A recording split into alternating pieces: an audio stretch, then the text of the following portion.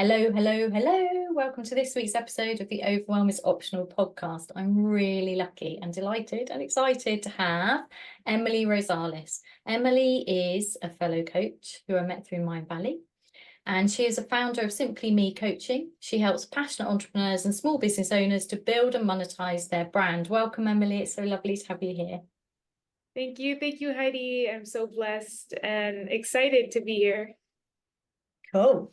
So we've just had a chat about how we can have the most fun and create the most valuable, nourishing episode for our listeners. And we've decided to join our two specialisms together and just play.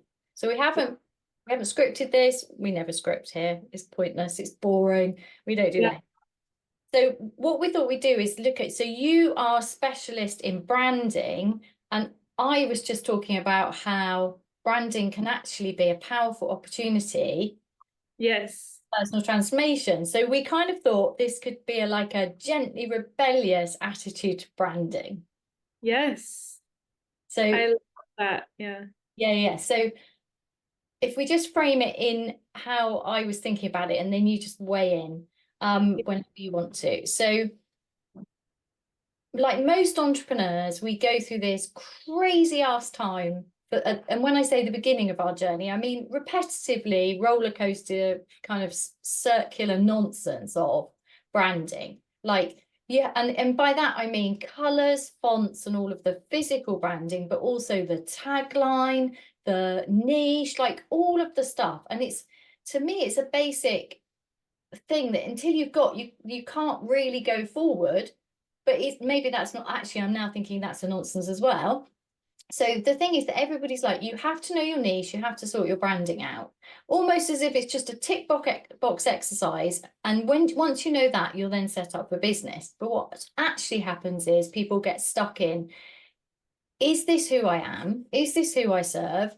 What am I doing again? Over and over again. And that's where the imposter syndrome comes. It's messy, it's painful, it's really not much fun. And it's one of those things that we want to kind of bypass and just get to the success. And I posited to you as a branding expert that maybe it's the opposite, because we like to turn things upside down over here in the Gentle Rebellion. What if this branding spiral nonsense is actually an opportunity, and we have an advantage over people who aren't forced to do this horribly exposed, forward-facing personal brand, putting ourselves out there in the world, daring to say we have something that can help people? What if we actually have an advantage on people who don't have to do that? Yes. I love everything you shared, Heidi. And like you said, it's that touch of gently rebellious to branding, having a whole different perspective. And sometimes through hearing other people talk about branding, they see it as a very scary thing. They're not really touching that part of their business. And I think for me, it's been just helping them see it through a different perspective and helping them see it as something that's fun. It's something that you are discovering, and the evolution of the brand is okay. It's the detachment of it. And sometimes we think like this is the brand and this has to be it forever. But it's the approach and the perspective of like, hey, this is a constant discovery of who we are and the evolution of the brand in itself. Phew is all I can say to that. Phew. If only I'd known this earlier, and if only I'd met you earlier. So what I find extraordinary about you is that I know you, having been in masterminds with you, I know you as a deeply, just a very deep person, like really full of integrity, really connected to her heart, really purpose driven, just an incredible person on an energetic level, on a spiritual level, on a personal transformation level. You are just an incredible human being to me. And then and she's a branding person. And it's that to me is hilarious, because I've always looked at branding as more superficial until recently.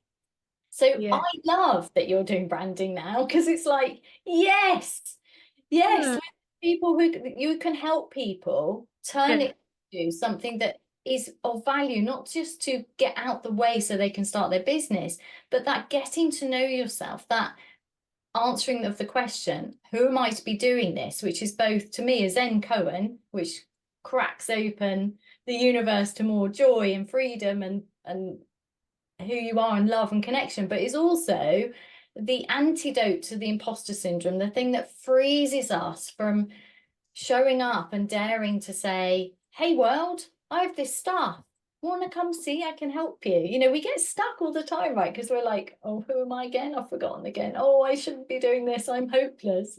So, oh, thank goodness that you are in the world of branding. I'm just really grateful, actually. Thank you, Heidi. Thanks so much. I think that's also why I added the word authentic branding. You know, this is my unique approach to branding and bringing that back, because I know, you know, as I dove deeper into branding, there was a misconception. You know, people, like you said, you think about the superficiality and like so many misconceptions and myths about branding. And I wanted to really be rebellious about, to really understand, okay, what is branding? And then I started to discover that it's so much more that meets the eye. You know, people are thinking visuals, logos, color palettes, which is obviously a part of branding, but honestly, I could tell you that it's only a small percentage of it. The branding, the real branding of things is the feel of things. It's like, what are your values? What's your mission? What's your why? But it's taking the time to define that. You know, some people are like, yeah, you know, but what, you know, it's the embodiment of it and defining it. It's like, this company, this brand stands for something. And I want to have impact. You know, it's not just a profit-driven company, which obviously profit is very important, but there's a deeper bottom line to it, which is communication. And if you think of a brand, it could also be like a stamp, like what's your mark? So yeah, I find that so fascinating, and really bringing that back into business, the story, the essence. The essence, yeah, the essence, the story. So if I had known this earlier, it would have saved me a lot of trouble, because I tried to do the first time I did branding, I mean, it kind of happened by accident, because it was like somebody said, just choose some colours. I think these colours would work for you. And I think she was right. And it kind of worked for a bit. And that was really cool. And then it just felt wrong suddenly. And I completely changed my branding into what I thought it should look like. It looked gentler.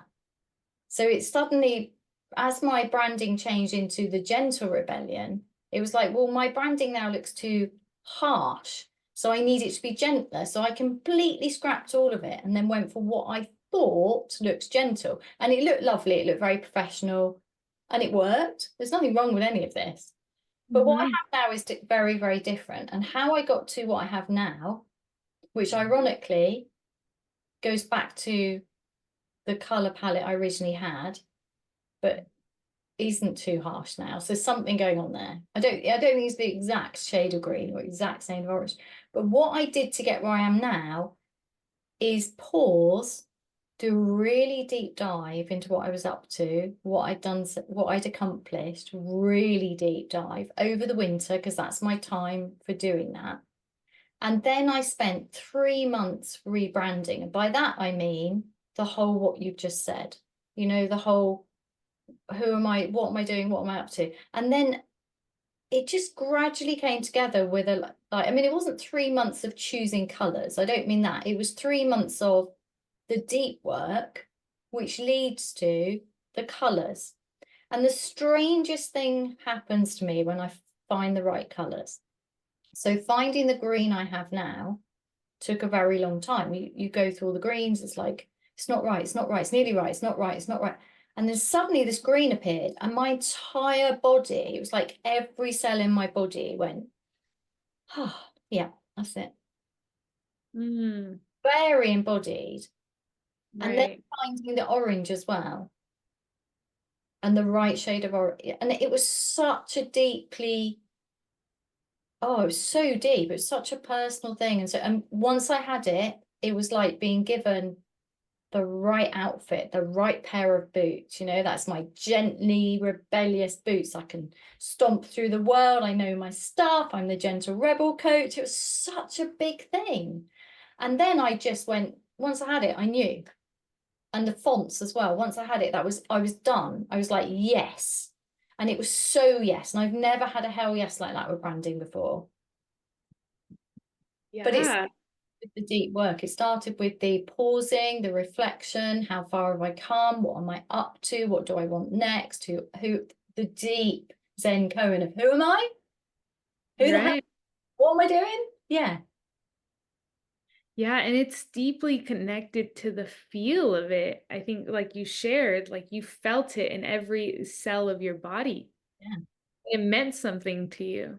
Yeah. And now I see it and I'm like, yep, that's me. That's me. I never have any worries. So, you know, like on LinkedIn, you get people DM you with things like they've been to your website and they've taken a photo and then they put the snapshot in your DM and then they tell you everything that's wrong with your branding, with your website, with your LinkedIn profile. And it's meant well, but really, please don't do it, because if you're not feeling confident, it makes you feel terrible.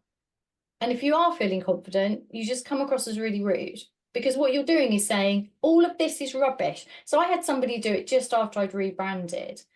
They offered, and I was like, yeah, I've just rebranded. And then I had somebody do it with my website, and I'd just done my whole website in the beautiful new colors, new copy, everything. And I loved it. It's never going to be perfect.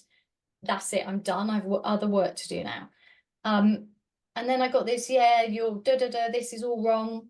And I'm like, yeah, I've just done it. Thanks for that. Cheers for that. Made my day. But the thing is, I don't feel threatened by it anymore, because it's irrelevant. It's a subjective opinion. There Right. isn't right or wrong. There's no internet police saying your font size should be this big. You can only have these colors. Like there's not an exam. We're not a school. I mean, yeah, there's things that can be better, obviously, but come on. You know, if you'd left a thing in my DM saying, hello, I absolutely love your branding and what you do. I do this. If you ever need any help, let me know. That would have been okay. I don't think it's the best way to start a conversation with someone personally, but starting it with, your stuff's rubbish, buy mine. No, don't do that. So what I love now is I find it very easy to just go, yeah, well, never mind. You're wrong. I'm right. Good luck with your business. I used to reply to every DM saying something like, and have an unexpectedly lovely day. Now I just can't be bothered, because life's too short. But I try to be polite. But yeah. So what's really good about that experience for me personally is, what if I could have cut the whole thing? Now, I don't think you can, like you said about evolution of brands, I do think you have that. But the whole thing I believe was more painful than it needed to be. Like if I had somebody like you who had helped me at the beginning, then I don't think it would have needed to make me feel quite so wobbly and insecure. So I don't know if you fancy just like talking through what kind of process, you know, if somebody came to you, how you would help them. I'd love to know. Yeah. Yeah, that would be really cool if you wouldn't mind. Yeah. And thanks for sharing some of your journey with your branding. I mean, me as well. It's been also a journey to keep refining and fine tuning, because what I learned is that branding is an ongoing journey. Yeah. Because yes, the logo, the website, but the message, the real message that is being transmitted with you through to your people, to who you're serving.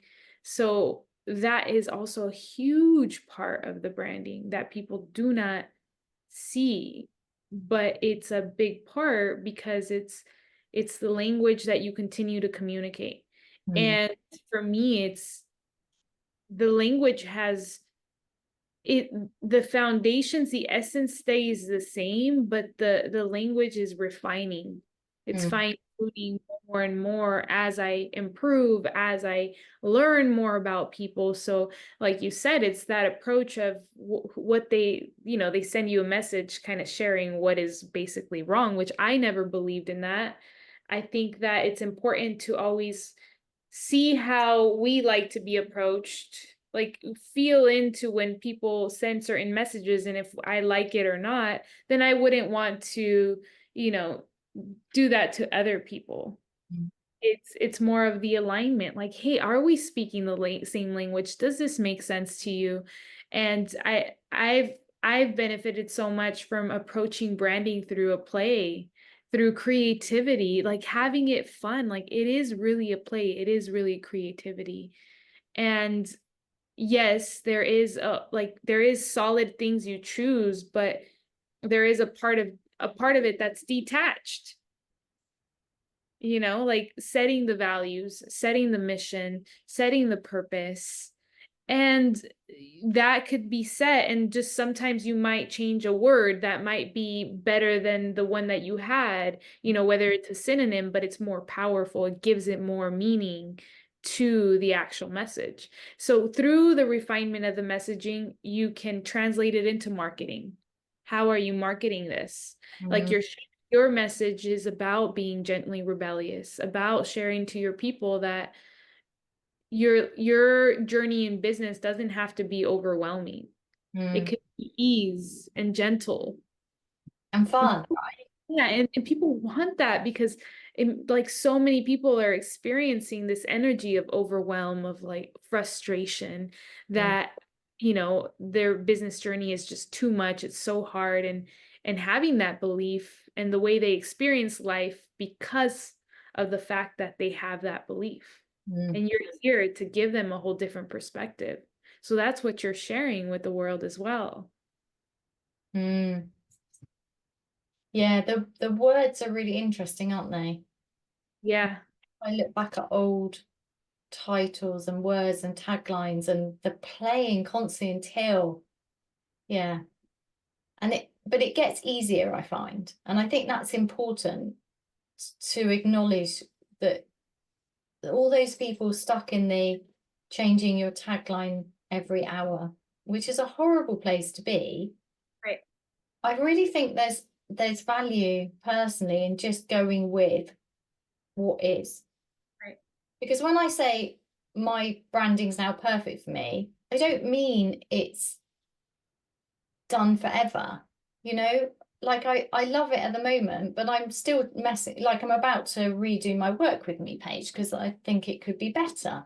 So, and that's okay, so it's like, but the bit at the beginning is you change it so often, that's part of the problem, because you're focused on what does it look like from the outside, because everybody tells you it's important. And for me, I think I would just say, yeah, just pick something and just like run with it for a bit and see what happens. Because the truth is, there's no one answer. And that's the big thing I've learned in business. When people are trying to sell you their one right solution for all time that will magically make you the money you need to stop being so scared that you can't breathe, that you're not going to have enough money to get that horrible feeling. I really think that it's more important actually to just have the courage to show up messily and just share something, because that's how you find out your way of doing it. And unless you do it, like, unless they say, oh, it's no good doing all these things, you're just throwing spaghetti at the wall. Well, you need to throw spaghetti at the wall. That's part of it. You get to throw spaghetti wherever you want to, and that's okay. Like, just chuck the spaghetti around, see what sticks, see what feels good for you. Find out what you like, because what I don't like is all these rules. Right. Like all these rules, like, you shouldn't post this many posts on this platform because the algorithm this, and I'm like, who cares anymore? Because it keeps changing, and like nobody knows, and what works for one person. The problem is that the people who are making lots of money are not the people who are not making the money, and so therefore everything is different, like the algorithms and the you know, like, it's just a different place to be. Things change. And in the end, it is the people who have the courage and tenacity to keep going that succeed. So if I look at all the people I've known over the last 5 years, and those of us who are still here, you know, like this is my 201st, oh no, it won't be, I've just released my 201st episode, yeah. And it's like, you know, well, how did that happen? Tenacity. That's it. You know, it's not having the right words, it's just having words and daring to say, yeah, this is what I've got, world. Yeah, you nailed it, Heidi. I think that's the key. It really is the key, just to the perseverance to keep going, even through the messiness, because it's the mess turns into the message Exactly. by just the perseverance of it. But sometimes, like, you know, the fear of those mistakes, the fears of being messy holds people back from actually they don't do anything at all. You know, it's better to actually take the action as opposed to not do anything at all. Yeah, exactly. Although I still think, I think there's room to just like rebel against all the nonsense, as if there's all these rules and you don't know how to play them and you're always messing up and you're doing it wrong. Like, resist all the manipulative marketing messages about you're wrong, because nobody knows what's going to work for you, because there's this element of magic anyway. And it's changing very fast as well. So I think for me, there's that rebellion against that for what feels good to you. But at the same time, I still think we can shortcut the process by going deeper, faster. You know, by asking, by doing what you said. So you said at the beginning that although colours and fonts and everything matter, it is the deep work, it is the message, it is the element behind it's your essence and your values. So how would you, and I completely agree with that, I think that's the bit we need to focus on, is who you are, why you're doing this, what your purpose is, what your values are. How do we get to that bit quicker? You know, what are good questions or methods, or how do we do that? Because actually that's courageous work, right? I mean, that's tough. That's the real, you know, I always remember like the first time, actually I don't remember the first time, but I remember that early bit when you're like putting videos online and anything online, and it just feels like your skin's so thin, and you just like, you go to post and you're like, I hope nobody sees it, and then an hour later you're like, nobody's seen it, and then you're like, people have seen it, oh no, people have seen it, and it's like that, I don't want people to see it, I do want people to see it, oh no, and because it's just so like raw and vulnerable feeling. But actually the real raw vulnerability, I think, or the valuable bit, the real important bit, is with yourself. So what have you got, anything you can weigh in on that part of the branding? Yeah. And I totally feel you on that experience of putting things out there, going back and forth with wanting to be seen, but not wanting to be seen at the same time. It's a journey, but it's a very rewarding. But in regards to the depth of really understanding and having that shortcut, I really think it's important to take the time to answer these questions, to really contemplate them, to be mindful in them, and write them out. You know, the important questions that are connected to branding, with like, what are your values? Who is your audience? Who are you serving?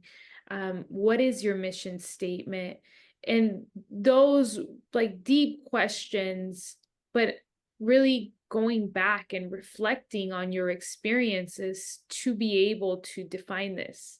And once you are defining it, what's your story? What's your what? Like, how like going back and be like, well, what led me to this? You know, and sometimes we forget to think about this because we're so forward thinking that we have to keep going out, you know, having that energy. It's like, I don't really have time for this. And it's like, but if we do go, in and go out at the same, having a beautiful balance between going in and out, is you create the flow. So being able to answer this and applying it when you're communicating it, applying it to the people that you're having conversations with, and people can feel it at an energetic level.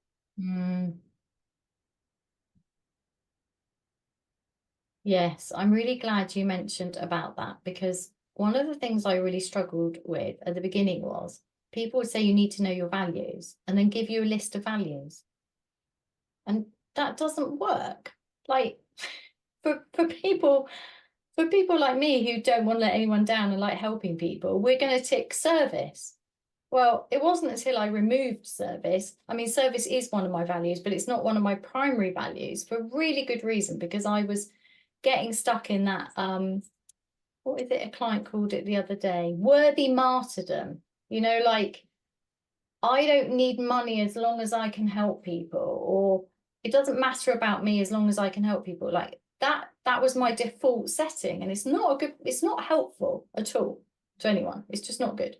And it wasn't until I did the looking at my stories that I found my values. So to me, values are uncovered by looking at your stories, your patterns, and you're often in your stuck points. Like, what are the points in your life that something, either like a crisis or a deep emotional memory, or what have you struggled with? So what I discovered by doing the deep work was freedom is my number one value. Now it's obvious, like it's just so obvious that freedom is my number one. That's what gently rebelliousness is about, the freedom to be yourself. But when I did the original stuff at the beginning of my business, it was like, well, pick 5 values off this list. So when you just said that, it's really important to go to look behind you, to look at your stories. Yeah, I completely agree.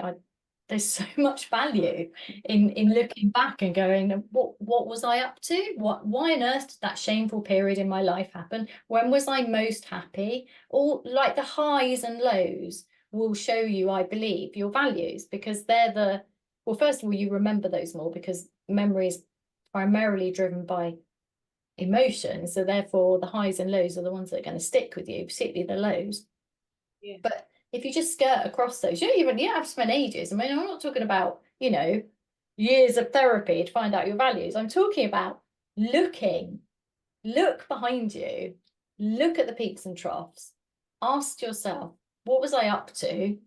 So in a struggle, what was I really struggling for?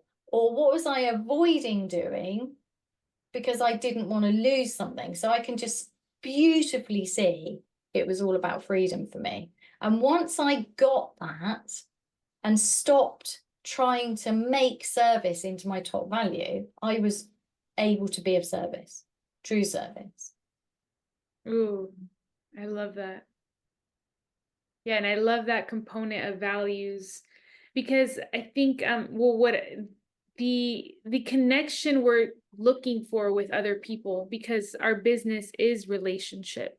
And people want to hear about us. People want to know who's the face behind the brand. They want to hear the story. They want to know more.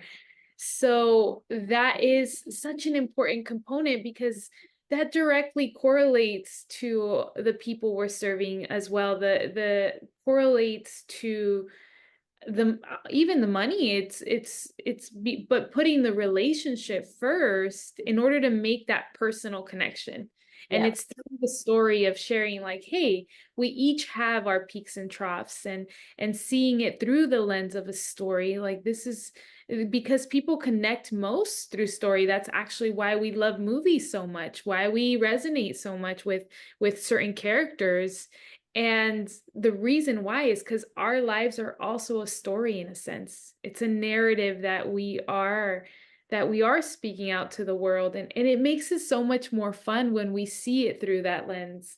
That's been my experience, because, there are tough moments where we experience shame or being, in dark spaces. But then when we see it, where it's like any good movie has to have those dark.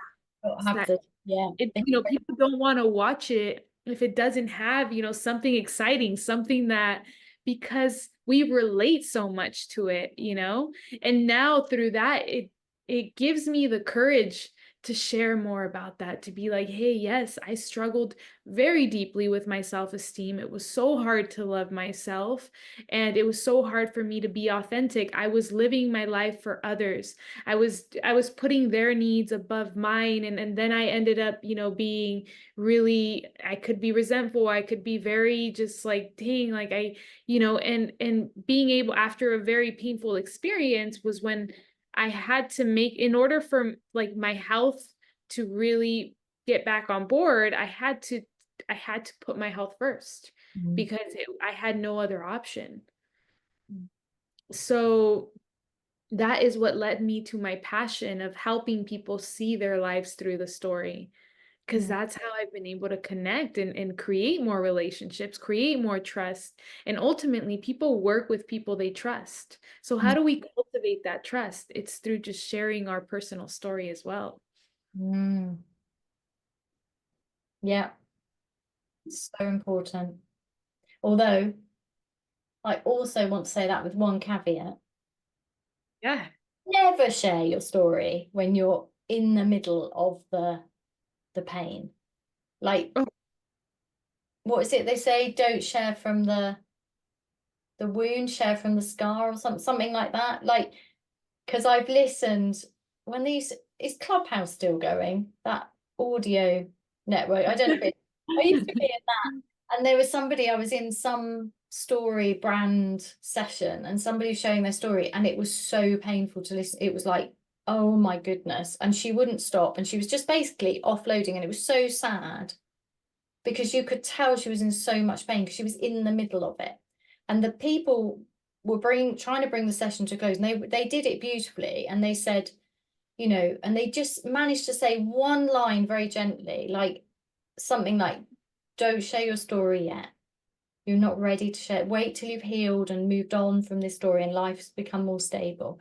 And that was a good lesson for me to learn. Right. Because, like you, I went through a very painful, it sounds similar in that, putting other people first and damaging my health, and then having to put myself first and learning that. And if you share when you can't yet see the light, then you're offloading, right? And it's not helpful. It's just, I mean, people do this. This isn't a judgment, as in, if people want to go online and cry, that's their business. But come on, like, it's not how helpful is that for the world? I don't know. Personally, I think it's more helpful when we share from a place of health and to having taken personal responsibility for what happened to us, and we've healed, because then the story has a completion to it. We've come out the other side. It's the end of the movie, not the middle of the movie. So I would just add that. Oh yeah. I felt like it. No, that's an amazing point to share, because it is important, to also share the happy ending part of the, there's like, you're taking them through the whole journey, and then it's like there is a really beautiful ending to it, to the movie. Yes, And because it gets better. It's that, isn't it? yeah, and Yeah. that's kind of what makes it, so inviting to go see those movies, because of the, it leaves you with something happy, something inspiring, something to take with you.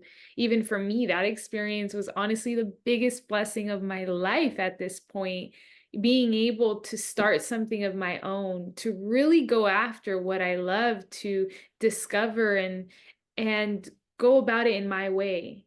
Mm. It's been the highest level of freedom I've experienced, and I wouldn't want it any other way. It's like, hey, this is the biggest blessing of my life. See, that's interesting, isn't it? I love that, because when I was struggling at the beginning with regaining my health without the finances to, when it was tricky, everything was hard. Like, energy was low, confidence was low, money was low, blah, blah, blah, the first few months. I remember thinking, because I'd had a plan, I had this elegant exit from my career into my own business, and then my health, like, everything imploded. And I remember thinking, if only, if only I'd been able to do it in the planned route, everything would be so much easier, everything would be so much better. But the truth is that there's nothing quite like imploding your life and they're burning your bridges to propel you to keep going, because it's like you just can't go back, because you're not that person anymore. You've changed into a different person, or you've become more fully yourself, and you're just not willing. You will do anything to avoid going back into the place that damaged your health, that was this, because it's not you. And so, although most of the people I knew at the beginning had done things sensibly, they had financial security, they had this excellent plan, but many of them actually are probably still working the day job while doing something on the side. And it's sensible in so many ways, and it looked so invitingly nice and calmer and more secure. But actually, there's no way I'd have this many podcast episodes out, or this, a book, or like all of the things, because that takes an enormous amount of courage and guts and tenacity to just keep going. And I think, I don't know, I can't imagine, I just wouldn't be the same. It would be a different, well, maybe I would have done, but it would have been a different podcast, a different book. Who knows? It's a different timeline. I don't know, because it's not me. Yeah. I've never done anything in a particularly sensible way.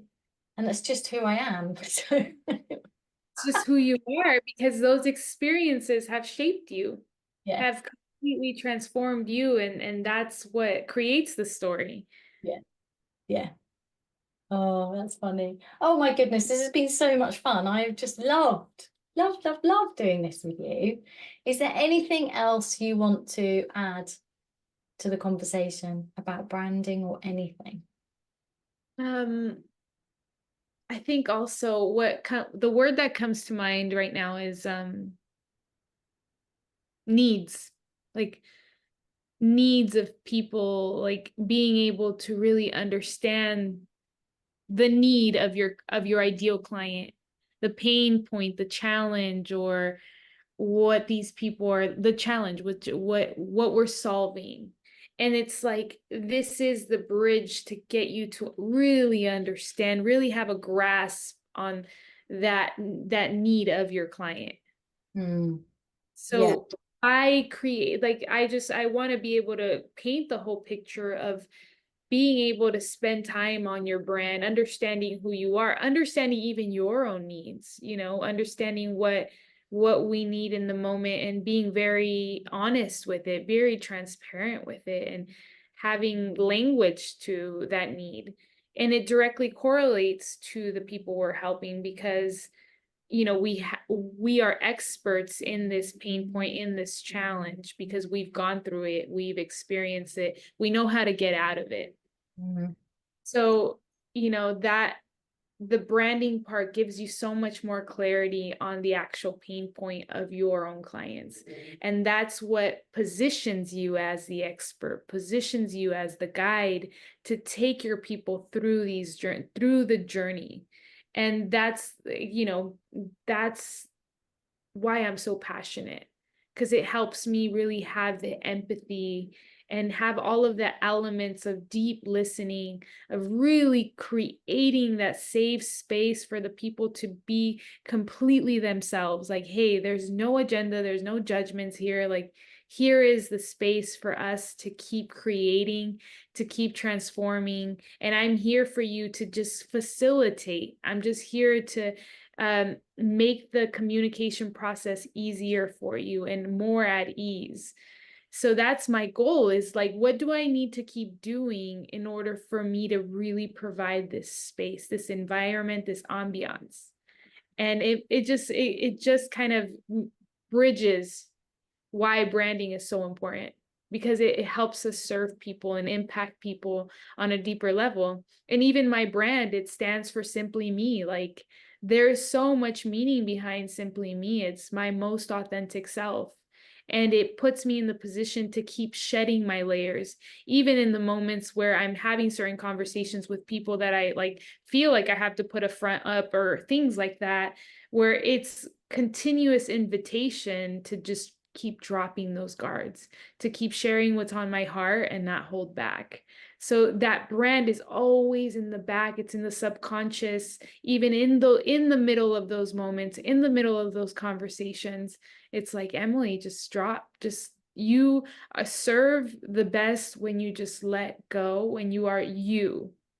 And that is what I'm so passionate about. And I wanted to just share this with people because we have this opportunity. It's available to everyone. Wow. And knowing you, I just think what a gift to the world to have somebody who can hold space for you while you do the deep work necessary if you want to create a truly authentic and connective brand. I mean, what a gift to the world. I'm so grateful for you and the work that you're doing. So grateful. Where can people find out more about you? Well, thank you, Heidi. The feeling is so mutual, and I am really grateful to know you and to know who you are, know your essence. And it's honestly a big blessing to have this dialogue, have this conversation, and just share what's on our hearts, some of our pieces of our journey. So yeah, my gratitude to you. And people can find me on social media, LinkedIn, Instagram, Facebook. Usually my main platform right now is Instagram. A lot of my audience is there, so I've been really working on building that. It's that account is fairly new, but it's really, that one is just coming directly from my heart. Like everything that is just like, this is me. So yeah, Instagram, LinkedIn, Facebook. So just Emily Rosales? So it's actually underscore Emily and then another Y Rosales. That's for Instagram. Cool. And then LinkedIn, it's Emily Rosales. Yeah. And your website?